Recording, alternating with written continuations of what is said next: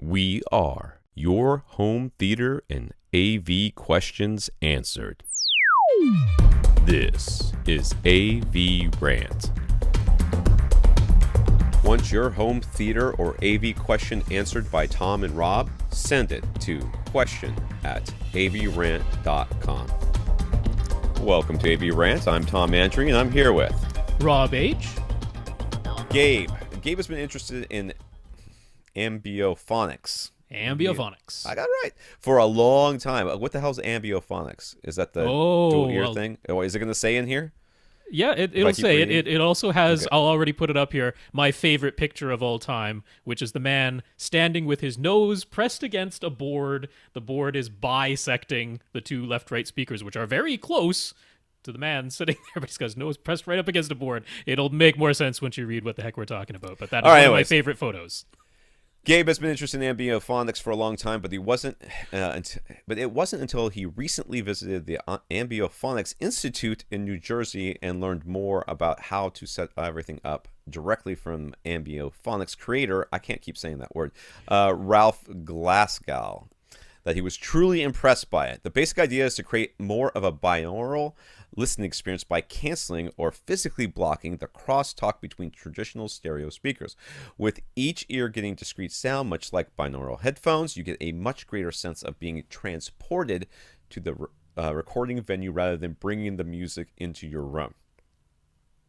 For the modern version that uses software to cancel out the speaker-to-speaker crosstalk, the two speakers must be placed close together in front of the listener. Gabe still wants to have his regular 5.1 speaker setup as well, so he is trying to figure out a way to have both setups without having to recalibrate every time he wants to switch between Ambiophonic speakers and his regular 5.1 speakers. He's using a Marantz SR6008. Mm-hmm. It does have the ability to have front A and front B speakers, but Gabe also wants Odyssey correction applied to both sets of front speakers. He wants to be able to use the subwoofer with either setup. Is this possible?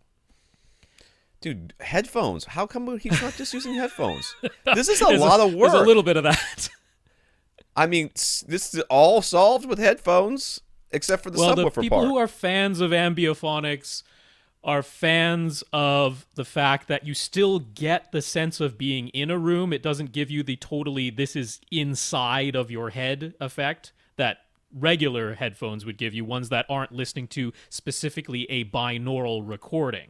So the idea of this is that you kind of get the best of both worlds, which is that you don't have to use specifically a binaural recording. You can listen to any recording that includes environmental cues. So like Gabe himself was saying, this doesn't really work that well for studio recordings, where everything was recorded individually, close mic'd. There's no environmental sounds in the recording itself. It doesn't really do a great job with that. But if it was like a live concert of an orchestra playing or something like that, and there's all the ambience in the recording itself, then this really helps to give you better imaging and a better sense of the space of the venue, like you're being transported there, right? So that's the idea behind it.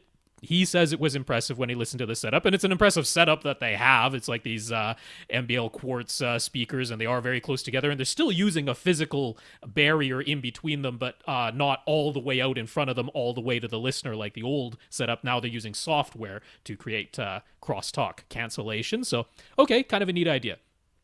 I don't think you could do it with one receiver, though. Well, I mean, the one part I'm not certain of is Odyssey, because I was looking through the manual for his SR6008, and certainly you can go into the amp assign, and you can assign it as front B. So what that will do is you still have 5.1, and then the surround back binding posts, the ones that you, if you were using 7 speakers, would go to surround back, now they drive front B speakers. And you just have to go into the speaker setup menu and select whether you want to use front A speakers, front B speakers, or you can, in fact, use them both at the same time. That's an option, too. So there's no automatic switching between front A and front B, but I don't think that's a problem for Gabe. I think it's fine. He's like, I want to use Ambiophonics. I'll go into the setup menu, select front speakers B for that, and then I want to go back to my regular 5.1. I'll go into the menu, select front speakers A when I'm doing that. I think, isn't the problem here Odyssey, though? Isn't Odyssey not going to be able to calibrate both sets of speakers separately? That's the question I have, because when you first this is according to the manual that Yeah. comes with the 6008. When you first plug in the Odyssey microphone and it begins the Odyssey setup process, Yes. there is the option right then and there to do your amp assign. And right then and there you can say, I have 5.1 plus front B speakers. I don't know if after doing that, Odyssey will measure all 7 of those speakers, or if it will only measure the 5. I don't know, because I don't have this receiver. I know that you can tell Odyssey ahead of time, this is the setup I have. I'm just not sure if it will actually measure the front B speakers. It might not. I'm sorry, Gabe, I'm not sure. But everything else you want to do, you can do. Odyssey correction is the only question mark here. When you manually switch and say, I'm using my front B speakers now and not my front A speakers, your subwoofer still works, and you can still use your regular stereo listening mode, and that will still work. Right. You can have both sets of front speakers physically set up, and like I say, you just have to manually switch between front A and front B, which is fairly easy enough to do. You know what you're going to be listening to. So yeah. And you should be able to run Odyssey. I mean, even if you're right now, I know Gabe's got to have another pair of speakers in his house that he can use just to do this with. So you should be able to run Odyssey and with a separate set of speakers, and just look afterwards. Just run Odyssey like you normally would with the Bs, like what Rob just said, and then look, because they usually have the screen where you can go and look at with all the corrections they are per speaker. And if the speaker Bs are different than the speaker As, which they should be, they probably will be. even if they're the exact same speaker, they're going to be in different places. So That's therefore, right. there's going to be different stuff. If they're not exactly the same, you assume that this thing's going to work for you.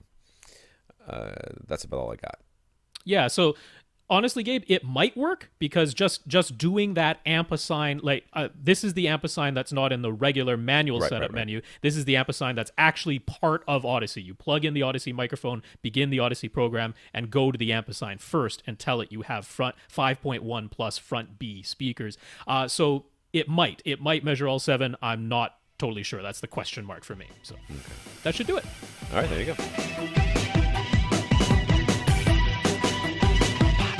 Want your question answered? Send it to question@avrant.com.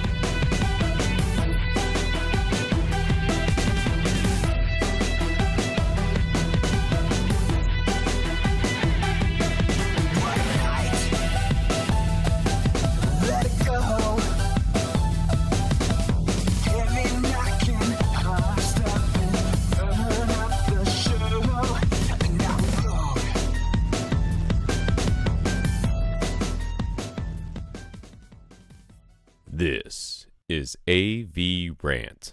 Now go out and listen to something.